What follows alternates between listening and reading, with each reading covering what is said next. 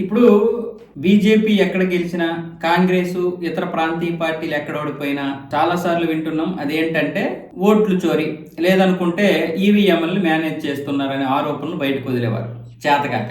దాంతో చాలా ప్రాంతీయ పార్టీలు సిగ్గుపడ్డం మొదలుపెట్టాయి. ఇదేంటిది, మొన్నటి వరకు మనం కూడా గెలిచాం కదా, పరిపాలన చేశాం కదా, మనం కూడా ఆ విధంగానే గెలిచామని ప్రజలు అనుకుంటారు కదా, మరి బీజేపీ మీద మాత్రం మనం అలా నెపం తోయడం కరెక్ట్ కాదు కదని సిగ్గుపడి ప్రజల ముఖాన్ని ఉమ్మూసేస్తారని ఎంతో కొంత మానం ఉన్నటువంటి పార్టీలు కాబట్టి అలా అనడం మానేసాయి. అయితే సిగ్గులేని కాంగ్రెస్ పార్టీ మాత్రం ఎప్పటికీ అదే విషయాన్ని అంటది. ఎందుకంటే రాహుల్ గాంధీకి మరొక విషయం తెలియదు.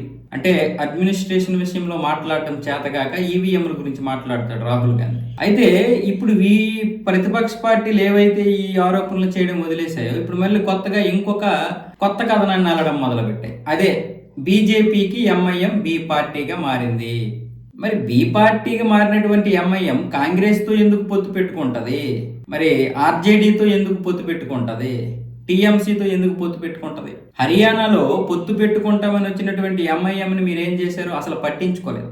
ఎంఐఎంనే కాదు, ఆమ్ ఆద్మీ పార్టీని కూడా 2,50,000 ఓట్లు ఉన్నటువంటి ఆమ్ ఆద్మీ పార్టీ ఓట్లు వేరే వైపు ఎందుకు వచ్చేసాయి? ఎందుకు చీలిపోయాయి? మీరు అప్పటి వరకు ఇండీ కూటమిలో ఉన్నటువంటి ఆమ్ ఆద్మీ పార్టీని కూడా అతి గర్వంతో అతి తెలివితేటలతో వదిలేశారు కదా. అంటే హర్యానాలో గెలుపు కాంగ్రెస్ పక్కా ఉంటుంది, పక్కా కాంగ్రెసే గెలుస్తుందని సర్వేలన్నీ చెప్పడం వల్ల అతి తెలివితో, ఎక్కువ నమ్మకంతో, గర్వంతో కాంగ్రెస్ పార్టీ ఎవరిని పట్టించుకోలేదు. అలాంటిది ఎంఐఎంని పట్టించుకుంటారా? మరి ఎంఐఎం అవన్నీ సపరేట్గానే పోటీ చేస్తాయి.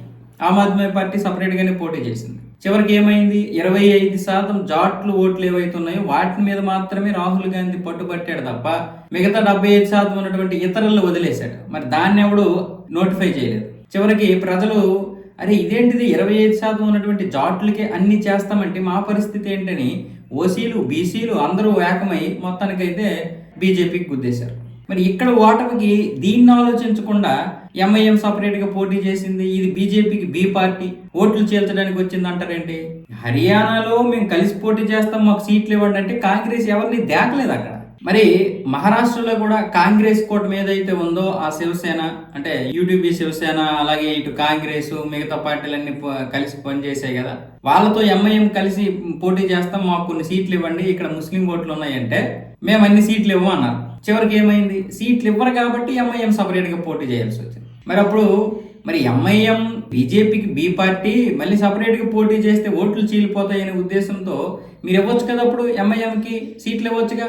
మీకు నిజంగా ఇది బీజేపీకి బి పార్టీ ఎలాగైనా సరే మనల్ని ఓటగొట్టడానికి వచ్చింది అన్నప్పుడు మీతో కలిసి పనిచేస్తామన్నప్పుడు మీరు అప్పుడు ఇవ్వచ్చుగా. 2-3 స్థానాలు ఎక్కువైతే పోతే పోయింది, మీరు గెలుస్తారుగా, అప్పుడు ఇవ్వచ్చుగా. బీజేపీ ఓడిపోతుంది కదా, మరి ఎందుకు ఇవ్వలేదు? అలా చేయరు. ఎందుకంటే ఎంఐఎం ఎప్పటికీ బీజేపీకి బి పార్టీ కాదన్న విషయం మీకు తెలుసు. బీహార్లో కూడా కాంగ్రెస్ విపరీతమైనటువంటి అహంకారం, ఆర్జేడీకి విపరీతమైనటువంటి అహంకారం. ఆర్జేడీ ఏం చేసింది? హర్యానాలో కాంగ్రెస్ ఏ తప్పు అయితే చేసిందో బీహార్లో కూడా అదే విధంగా ఆర్జేడీ చేసింది. మేము ఖచ్చితంగా గెలుస్తామనే ఉద్దేశంతో కాంగ్రెస్ ని పట్టించుకోలేదు, మిగతా పార్టీల్ని పట్టించుకోలేదు. కాంగ్రెస్ ఏం చేసింది? ఎలాగైనా సరే ఈసారి ఇక్కడ ఆర్జేడీ గెలుస్తుంది, కాంగ్రెస్ కూడా 40 స్థానాలు పైగా వస్తాయని ఎంఐఎంను పట్టించుకోలేదు. ఎందుకంటే అసలు ఆర్జేడీ కాంగ్రెస్కి ఇవ్వాల్సినటువంటి స్థానాలే ఇవ్వలేదు. 70 స్థానాలు అడిగితే 50 స్థానాలు ఇస్తాం, అంతకు మించి ఇవ్వమన్నారు. పోనీ కనీసం 60 ఇవ్వండి అంటే ఇవ్వమని సార్. అప్పుడు ఏం చేశారు? సమన్వయం కుదరక కాంగ్రెస్ ఏమొచ్చేసి సపరేట్ గా 62 స్థానాల్లో పోటీ చేసింది. కానీ ఎంఐఎం వచ్చింది కదా వీళ్ళ మధ్యలోకి, మాకు ఒక 12 స్థానాలు ఇవ్వండి చివరిగా అంటే 6 స్థానాలకు మించి ఇవ్వమన్నారు. మరి బీజేపీకి బి పార్టీ అయితే మిమ్మల్ని ఎందుకు ఇంచి అడుగుతుంది సీట్లు? మీరెందుకు? మరి మీరు బీజేపీకి బి పార్టీ కదా, మీరు వెళ్ళిపోండి అని అనాలి.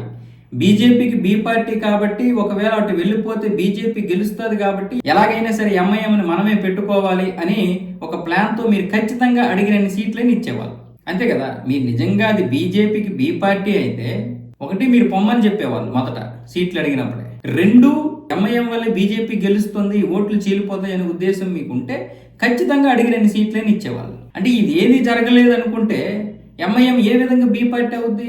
మీ కాళ్ళ దగ్గరికి వచ్చిందిగా ప్రతిసారి సీట్లు అడగడానికి. మరి మీకెంత సిగ్గు లేదు ఇలా మాట్లాడడానికి?